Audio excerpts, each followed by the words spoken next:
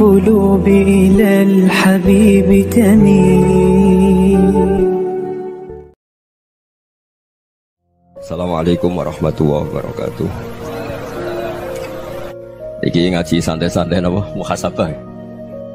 Muhasabah itu kalau Kiai Jawa maknani itu ngoreksi diri sendiri. Jadi menghitung diri sendiri. Ini pas bidang yang saya tekuni tadi karena Habib Ahmad yang minta kemarin sama ibu siapa dari Indonesian Power itu. Ibu Lia, saya turutin sekaligus saya sambil belajar terus tentang muhasabah. Dalam konteks Indonesia, muhasabah itu sudah jadi perilaku ya. Karena dulu orang tua saya, guru-guru saya kalau ngandani itu, bayangkan kalau kamu jadi dia. Jadi misalnya kita mentang-mentang atasan, otoriter sama bawahan, bayangkan kalau kamu jadi yang bawahan itu kayak apa? Laukun tamakanah, kalau orang Arab bilang, bayangkan kalau kamu di posisi dia. Makanya guyonannya orang-orang Indonesia itu kan orang ngaramkan judi gitu, bareng dikasih tahu. Tapi yang menang anak jenengan, alhamdulillah. Ternyata ngaramkan itu karena ada anaknya. Kalau anaknya yang menang ya seneng. Meskipun itu guyonan, tapi saya punya padanan itu dalam kitab Hikam. Nabi Ibrahim itu Khalilur Rahman, tentu bencinya minta ampun sama yang namanya maksiat. Suatu saat beliau diterbangkan di alam malakut. Itu kalau di Hikam saya halaman 15 juga. Saya masih ingat betul. Mungkin kalau Anda beda halaman karena beda cetakan. Setelah diterbangkan di alam malakut, diperlihatkan sama Allah, ada orang pezina, ada orang syaribul khomri, ada orang mabuk, ada orang macam-macam. Allah tanya sama Nabi Ibrahim, bagaimana pendapat kamu Ibrahim tentang mereka yang maksiat? Kata Nabi Ibrahim, ya Allah, habisi saja mereka. Mereka hidup di bumi engkau, makan rezeki engkau, kemudian mereka tidak taat sama engkau. Singkat cerita, di fase itu, saya ulang lagi, di fase itu Allah nurutin sampai sekian peristiwa, mungkin 3 atau 4. Sudah setelah sekian tahun Nabi Ibrahim lupa peristiwa itu, kemudian beliau diminta menyembelih anaknya. Ini versi kitab Hikam. Memang versinya banyak tentang kenapa Nabi Ibrahim disuruh menyembelih anaknya. Ketika mau menyembelih anaknya, Nabi Ibrahim ragu. Huwa samratu fuadi, anak saya ini buah hati saya, kenapa engkau suruh menyembelih? Terus kata Allah, apa kamu tidak ingat ketika kamu saya angkat di alam malakut, kemudian kamu usul bunuh-bunuh, saya tidak mempertimbangkan usul Anda, tapi kenapa sekarang saya merintahkan kamu mikir gitu? Terus, ya karena ini anak saya ya Allah. Terus kata Allah, rumang samu wong sumpukon mata ini gak gawean kau sing gawe kowe enak wae usul mata ini. Jadi saya yang bikin, kemudian Anda enak aja usul membunuh. Semenjak itu Nabi Ibrahim itu di eranya itu asfaqun nas, orang paling sayang sama manusia. Karena kadang kita keras itu ya kebetulan tuh udah anak kita, ada keluarga kita. Cara orang Jawa itu kan gitu ya, kalau ada perempuan terus macak yang macam-macam pakai sepeda motor cowok, terus wah itu luput suwuk, semoga-moga gini. Tapi setelah dikasih tahu, niku ponakane jenengan, semoga-moga selamat. Jadi jangan-jangan kemarin Pak Ahlil Ma'asi itu kebetulan tuh tidak keluarga kita. Kalau keluarga kita yang pernah salah pada kita, semangat kita mintakan maaf. Jangan-jangan kita didikte hukum sosial gitu. Jadi orang yang salah, kebetulan tuh orang yang menservis kita, atau keluarga kita, atau orang dekat kita. Jangan-jangan semangat kita mintakan ampun. Jadi kalau sama orang lain, kebetulan musuh kita semangatnya minta itu kena azab. Nah ini yang nggak boleh dalam Islam. Islam mengajarkan niru Rasulullah SAW, Nabi itu rahmatal lil alamin. Bahkan kemarin saya ngaji virtual sama beberapa habaib, ada Habib Ali Al-Jufri dari Mesir, ya, ada Habib Alwi dari Kuitang, ada Habib Nabil Al-Musawa. Dari sekian habaib itu saya masih ingat diantaranya yang didawuhkan rahmatan lil alamin itu ketika Nabi adzahu qaumuh, disakiti oleh kaumnya, dan itu mereka masih kafir semua. Itu mereka dapat doanya Nabi, Allahumma hdi qaumi fa innahum la ya'lamun. Kayak apa baiknya Nabi, orang yang menyakiti, yang melukai, tapi Nabi masih berdoa, Allahumma hdi qaumi fa innahum la ya'lamun. Sayyidina Umar dapat doanya Nabi itu yakhina kana kafiran, ketika masih kafir didoakan, Allahumma izzal Islam bi Umar. Itu ketika masih kafir. Itu pelajaran bagi kita bahwa yang sedang tidak cocok pun itu dapat doa kita. Ya doa supaya kondisi kita baik, hari tambah baik. Karena agama ini, saya berkali-kali bilang, limangka nayarjuwa hawal yawmal akhir. Agama ini diperuntukkan bagi yang selalu punya harapan pada Allah Subhanahu wa Ta'ala. Saya cerita muhasabah ini tentang hubungan kita dengan Allah. Di Indonesia itu banyak orang fasik, banyak orang nakal. Ya di mana-mana orang nakal itu ya mayoritas, wa aksaruhum fasikun. Tapi berkahnya harapan. Mungkin saya kira nakal sok benda, mungkin saya kira sholat sok ben sholat, mungkin sekarang belum sakhok, belum dermawan, suatu saat dermawan. Barokahnya itu kefasikan ini dianggap sementara, sedang fasik, sedang tidak benar. Karena kiai-kiai kita, para guru-guru kita, para habaib utamanya itu mesti bilang semoga husnul khotimah. Nah barokahnya doa itu semoga husnul khotimah itu menjadikan satu pola sosial. Yang sedang fasik ini masih diharapkan jadi lebih baik, jadi lebih. Sehingga kita tidak ngambil sikap ekstrim, yang ingin menghabisi atau ingin mengadili, tidak. Karena selalu kita punya harapan. Dan agama ini limangka nerjuwo hawal yawmal akhir. Bayangkan dulu kalau yang nakal itu anak kamu. Pasti kamu gak ingin kan langsung dapat azab, dapat apa. Padahal kita semua jadi tokoh ini abul kulli, bapak dari semuanya. Sehingga ketika Rasulullah SAW jalan-jalan kemudian melihat perempuan sedang menyalakan api. Kalau apinya mati ditiup, anaknya dijauhkan. Nanti kalau sudah jauh dari api, anaknya digendong lagi. Terus kata Rasulullah, matur ke semua sahabat, Aro'aitum anna hadih tarihatan waladaha alan nar. Apa kamu berpendapat bahwa perempuan ini akan melemparkan anaknya ke neraka? Tidak ya Rasulullah. Tidak akan seorang ibu melemparkan anaknya ke api. Terus kata Rasulullah, Allahu arhamu min hadih biwaladiha. Allah lebih rahman, lebih rahim dibanding orang tua ini kepada anaknya. Ini yang harus kita kenalkan terus, kita kampanyakan terus, supaya orang hubungannya dengan Allah itu nyaman, asik. Sehingga dengan demikian selalu ada harapan bahwa yang sedang nakal ini suatu saat tobat. Kita tidak boleh menghukumi pasti begini, pasti gini, itu tidak wilayah kita. Itu juga yang dicontohkan Rasulullah SAW. Secara lahir Nabi itu nggak berkenan sama Wahsy, karena Wahsy itu salahnya salah fatal karena membunuh ahabban nasi ila Rasulillah, yaitu membunuh Said Hamzah. Jadi ketika Wahsy tobat, Nabi itu terima tobatnya. Dan ketika beliau dengan basariyahnya agak siap ketemu Wahsy karena harus ingat Said Hamzah, basariyahnya diturutin. Oke, kamu iman, saya turutin, tapi jangan sering ketemu saya. Karena kalau ketemu kamu, saya masih ingat sama paman saya, Said Hamzah.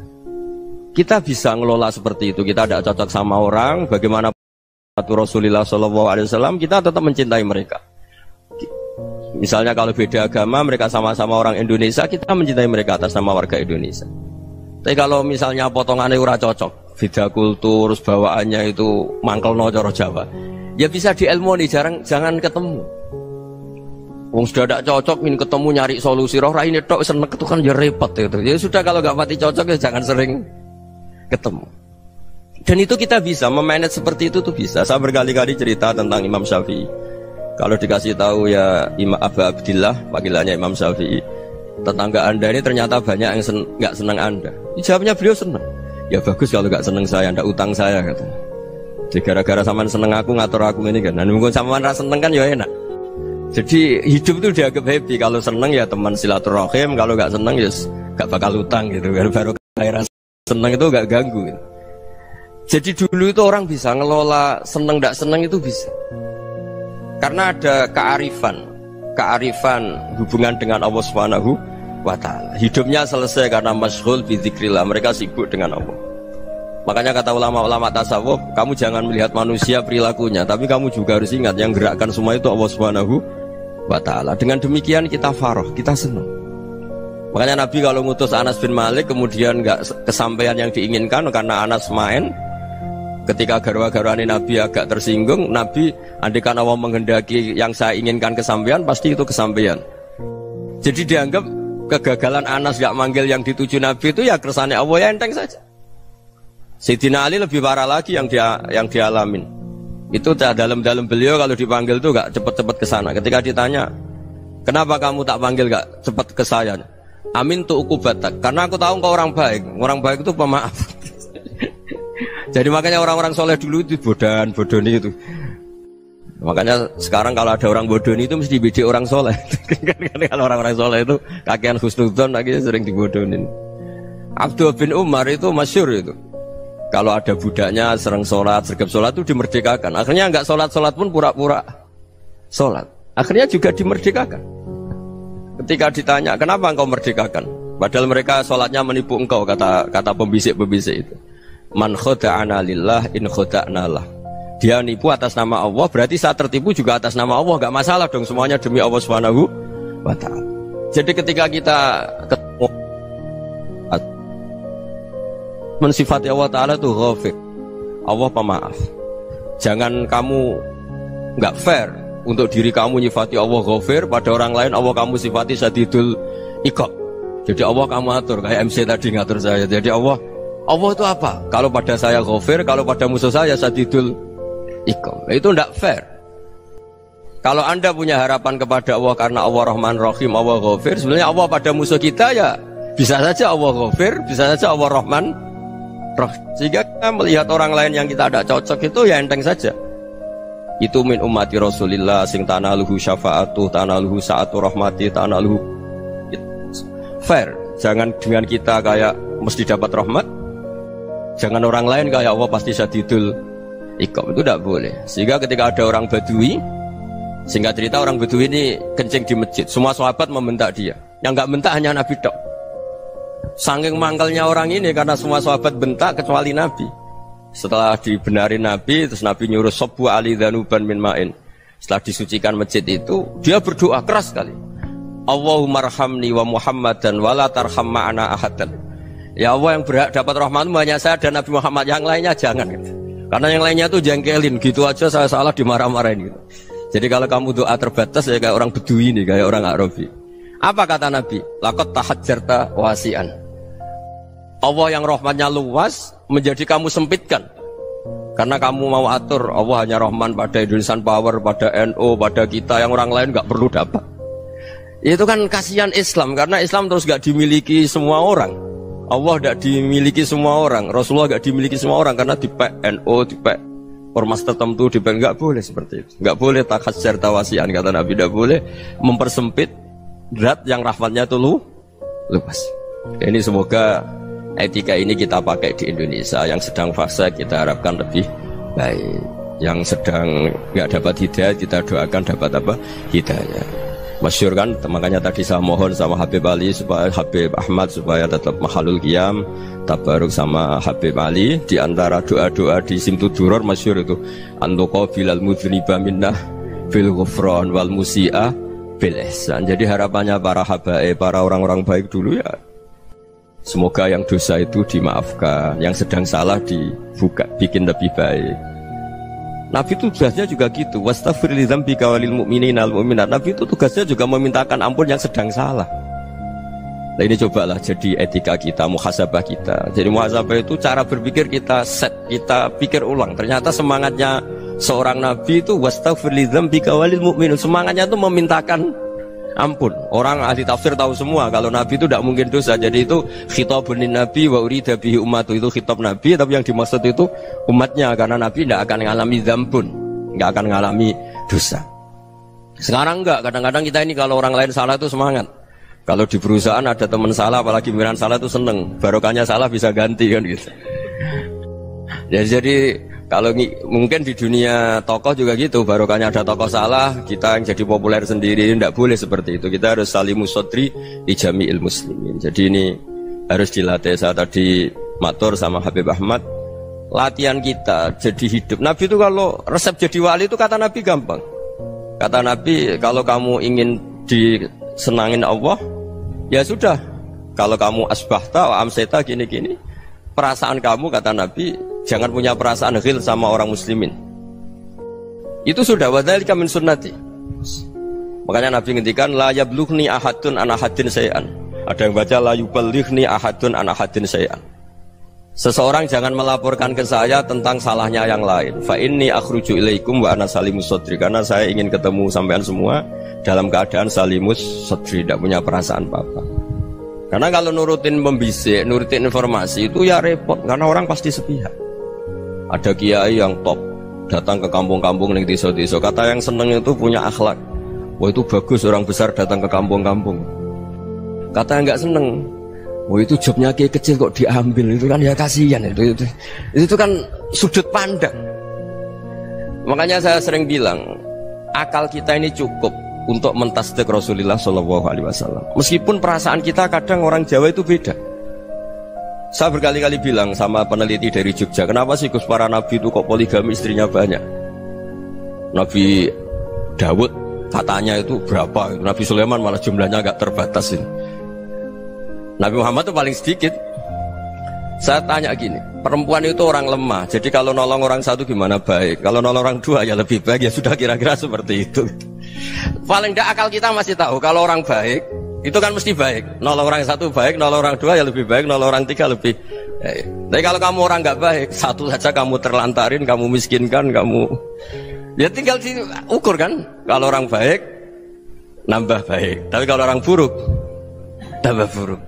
Nah itu akal kita bisa menganalisis kenapa sih nikah itu ada yang poligami, ada yang enggak. Sudah ukur saja diri kamu. Misalnya kayak saya elek keriting, rabi terus, mau perbanyak wong elek, orang perilaku netok raine dadi elek kabeh. Tapi nak kowe ku ganteng, alim, ganteng, sugih, anake ganteng-ganteng, berhubung kowe saleh ahli swarga kabeh, mertua yo bangga karena karir kamu meyakinkan. Ini mertua kamu aja gak bangga mau nambah. Ipar gak bangga, mertua gak bangga, desa kamu yang kamu wayai juga gak beda dengan Nabi ketika nikah Juwairiyah itu gak ada pernikahan sebarokah Nabi dengan Juwairiyah itu. Azharu Rasulillah, di situ habis perang banyak tawanan, gara-gara jadi besanya Nabi langsung dibebaskan semua karena Azharu Rasulillah. Sekarang besanya Kanjeng Nabi. Dulu Abu Sufyan mangkalnya bukan main sama Nabi, gara-gara putrinya dinikah terus langsung jadi. Kalau kamu kan enggak, nikah satu, nikah lagi, satu kampung musuh kamu. Karena istri pertama ya cemburu, yang kedua agak bangga. Wah itu selesai itu di dunia wal akhirah. Maksud saya, nganalisis Islam itu harus pakai akal. Dan akal yang dipakai, ini saya bawa ke kitab Ihya, adalah pikiran-pikiran para ulama. Makanya ketika Imam Ghazali ketika ditanya, fakaifa bi muslimin fasikin asawwaha fi jami'i amri. Kalau kalian ketemu orang fasik, orang Islam tapi fasik, perilakunya nggak ada yang benar. Kata Imam Ghazali jawabnya lucu, aneh. Ma min muslimin illa wa islamuhu ta'ah. Tidak ada orang Islam kecuali dia mau Islam, membenarkan Allah dan Rasul itu sudah taatnya dia. Kok kamu tidak bisa melihat taatnya dia?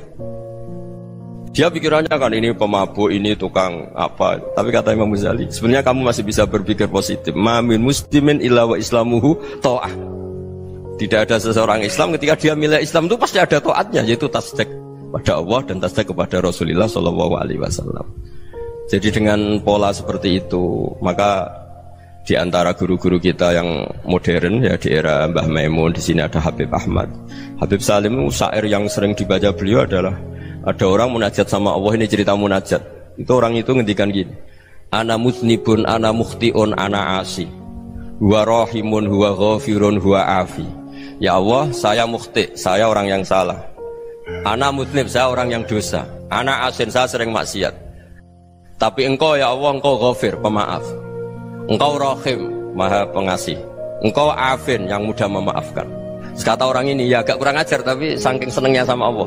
Qobal tuhunna salasatan bisalasat. Ya gini saja ya Allah, sifat engkau diadu dengan sifat saya. Engkau Tuhan, Gusti, nggak boleh kalah katanya.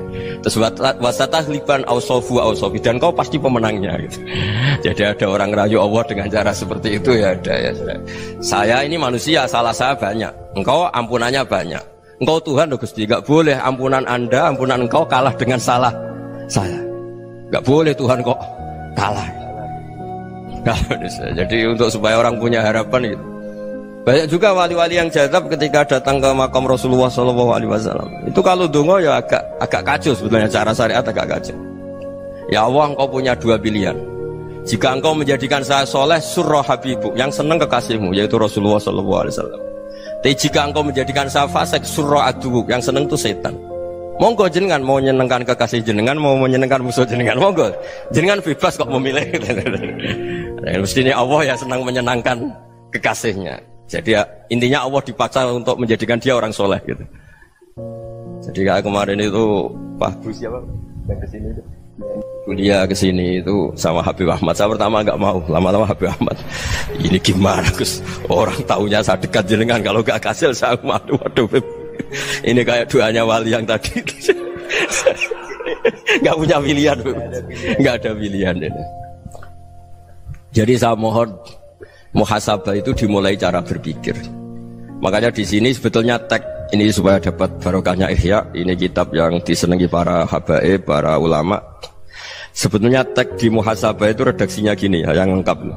Hasibu anfusakum qabla an tuhasabu wazinuha qabla an tuzanu wa tahayya'u lil ardil akbar. Jadi ada kata wazinu, jadi ukur. Perilaku Anda ini diukur, ditakar. Misalnya kita sebagai suami kan ya punya hal-hal yang kita tidak ideal. Cara wong Jawa mesti pesek. Cara rezeki ya pas-pasan. Dan kita juga kalau makanya agak boleh tanya istri begini, apa saya cinta Anda? Pasti Anda kecewa. Orang jadi istri hanya korban terakhir. Sudah. Karena orang kalau ngelamar kemana-mana gak jadi, yang jadi istri itu pasti korban terakhir gitu. Jarang istri pilihan pertama, jarang. Ayo semua yang nikah. Rata-rata itu pilihan Anda pertama Pak, dari sekian ditolak di mana-mana terus. Ya perempuan terakhir. Kamu juga korban terakhir gitu.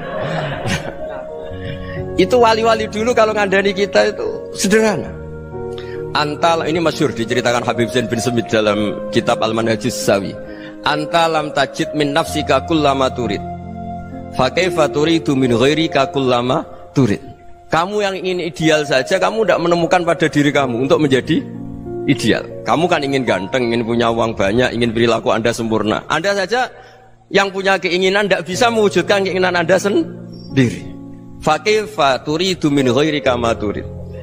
Jadi antalam tajid min nafsika kullama turid. Fa turidu min ghairika kullama turid. Kamu yang punya keinginan saja. Misalnya saya ingin punya uang banyak, perilaku saya selalu benar, gak pernah salah. Loh, saya yang ingin saja dengan diri saya gak bisa untuk benar terus. Kok kamu berharap orang lain selalu benar? Jadi antalam tajid ya sama. Kalau kamu menuntut istri kamu itu ramah, neriman, apa kamu neriman sama wajah istri Anda gitu? Engkau ya pola neng dindi jajaki sana jajaki sini, kamu sendiri tidak kena apa.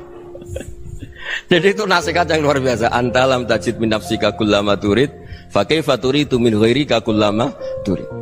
Kamu mau menghormati semua orang? Tidak mau kan? Kemudian Anda berharap semua orang menghormati kamu. Kamu tidak ingin kan orang lain semua menghujat kamu. Sementara kamu enak aja menghujat orang lain. Makanya Rasulullah SAW luar biasa ketika bikin kaidah sosial. Apa la yu'minu ahadukum hatta yuhibba li akhihi ma yuhibbu li nafsi. Jadi kalau ukuran iman itu sederhana. Kalau sesuatu itu baik, nyaman bagi Anda ya bayangkan itu pada teman Anda. Misalnya Anda bangun tidur sudah acak-acakan, gak punya uang, utang jatuh tempo, kan gak ingin ketemu orang. Ya kamu jangan bertamu ke jenis ini karena dengan kamu yang alami juga gak siap ketemu orang. Makanya ada Habib Alim itu dilapuri sama seseorang. Beb, dulu teman saya itu ketika saya kaya itu sering main ke saya. Setelah saya miskin, mereka tidak main ke saya. Kata Habib itu bagus, sunnaul begitu itu bagus.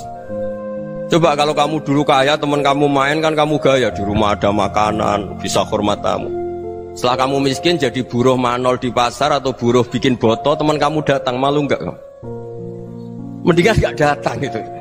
Akhirnya baru, oh ya alhamdulillah kalau gitu.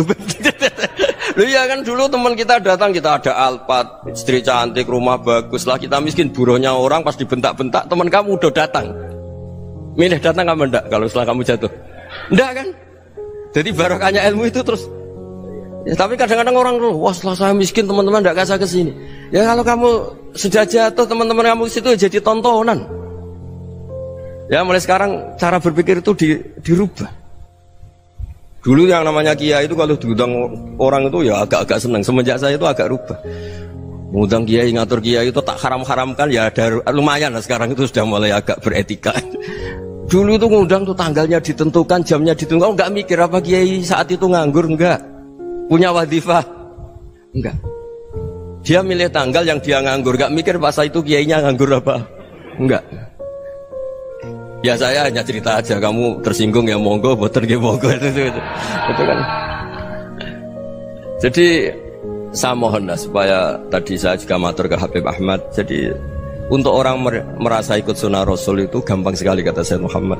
Dulu Nabi berpakaian ala daerahnya. Kalau mikot ya pakai mikotu baladi. Karena Nabi orang Madinah dan beliau berdomisili di Madinah, ya misalnya mikotnya dari Bir Ali misalnya. Tapi kalau Anda orang kawasan Tanim mau umrah ya dari Tanim. Misalnya kawasan Jirona ya dari Jirona. Artinya apa? Kamu ngambil mikot karena Nabi mikot misalnya dari Bir Ali, bukan berarti kamu harus seperti Nabi di Bir Ali. Kamu orang Mekah, misalnya kamu orang Tanim, orang ya harus dari mikot itu apa? Baladi.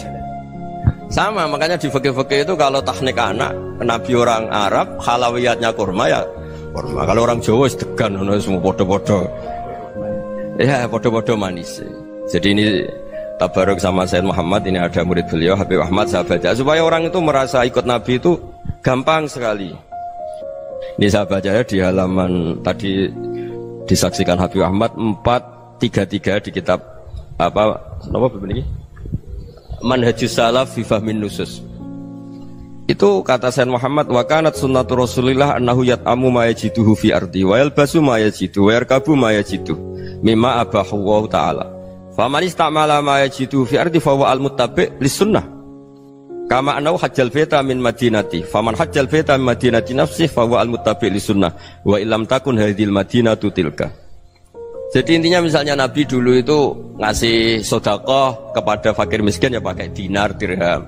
Ya kalau orang misalnya sedekah pakai rupiah ya sudah ikut sunnah Nabi. Jangan lu Nabi pakai dinar loh, kamu kok pakai rupiah. Dulu dinarnya Nabi udah ada tulisannya Bank Indonesia, kamu ada tulisannya Bank. Ya tidak ada seperti itu. Ya jadi misalnya Nabi sedekah pakai tamar atau pakai al-aqid, ya kita pakai beras, pakai apa. Supaya orang tuh bahwa Rasulullah itu milik kafatal linnas, milik semuanya. Sehingga merasa ikut sunnah Nabi itu ya semuanya.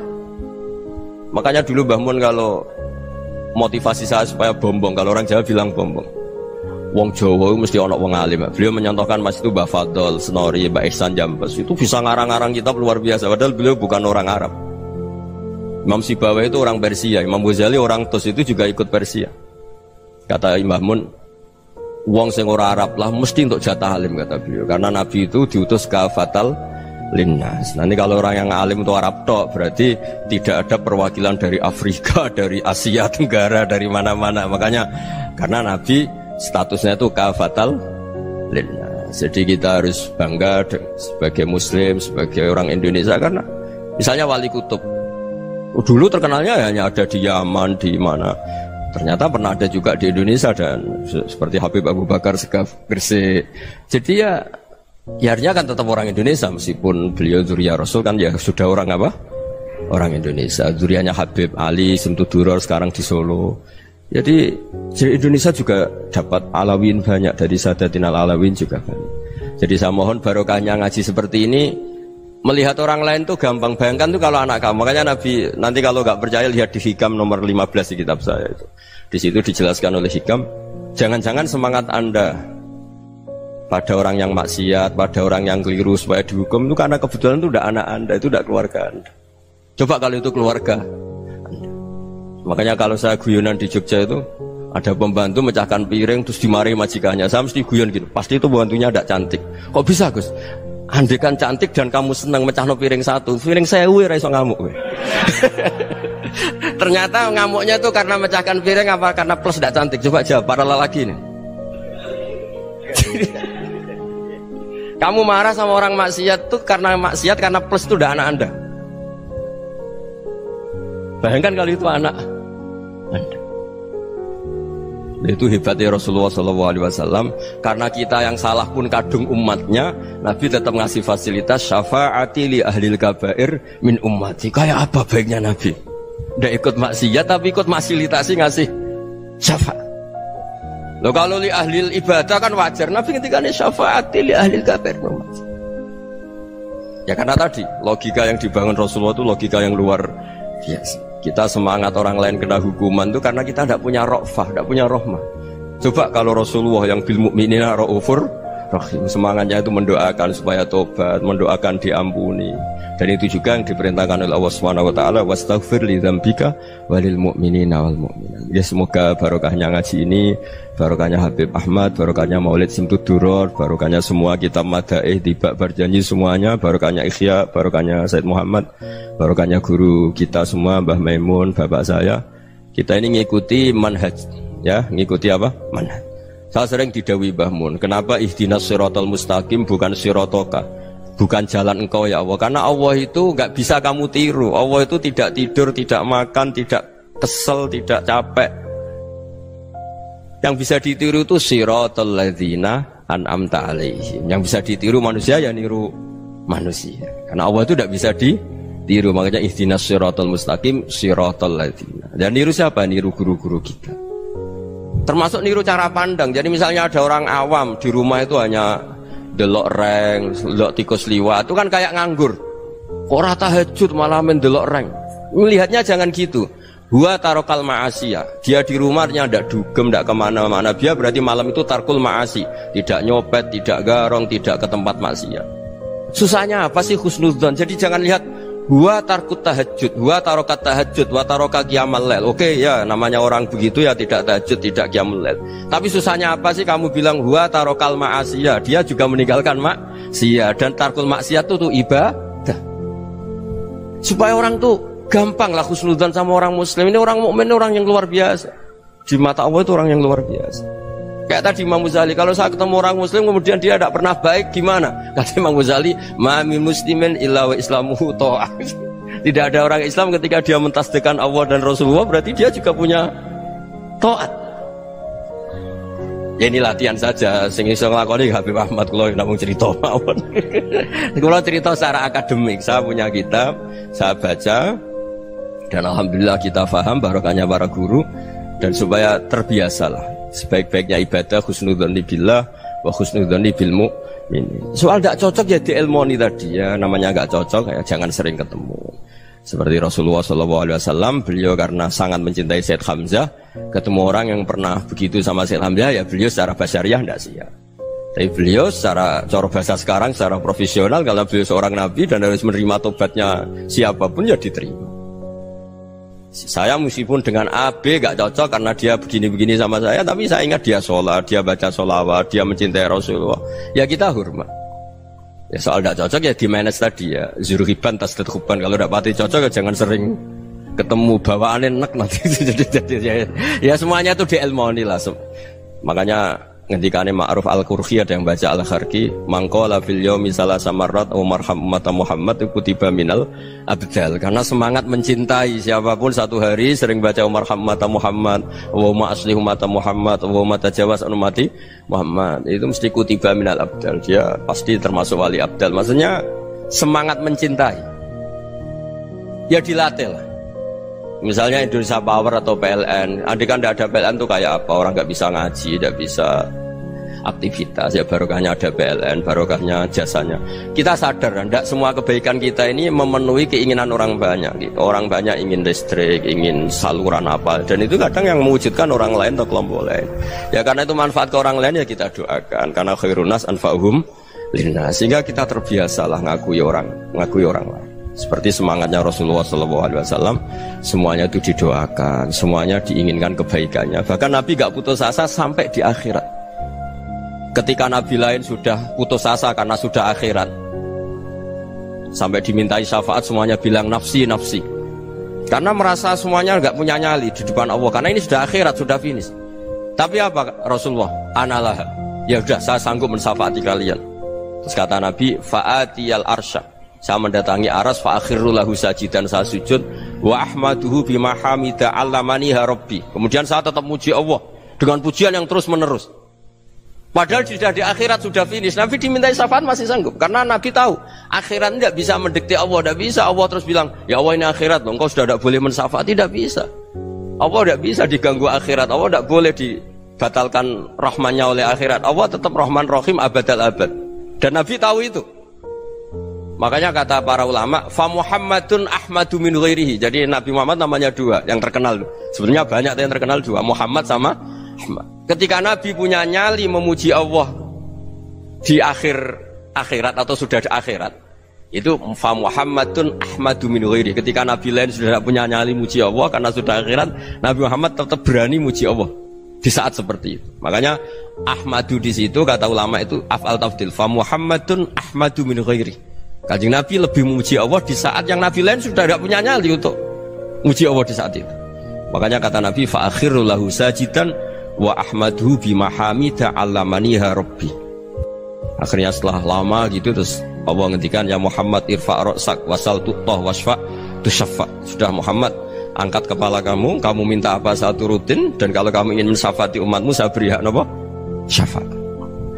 Nah, semoga semangat itu juga menjadikan kita munajat bahwa rahmat Allah tidak terbatas, harapan juga tidak terbatas. Mungkin yang sedang nakal ya kita katakan sedang, jangan terus kamu pastikan wah ini mesti suul khotimah, mesti tidak orang baik. Tidak, agama ini liman kana yarjuha wal yaumal akhir, selalu bagi yang punya harapan. Ya, mugi-mugi dapat barokah semua. Mantul dengan kata wassalamualaikum warahmatullahi wabarakatuh.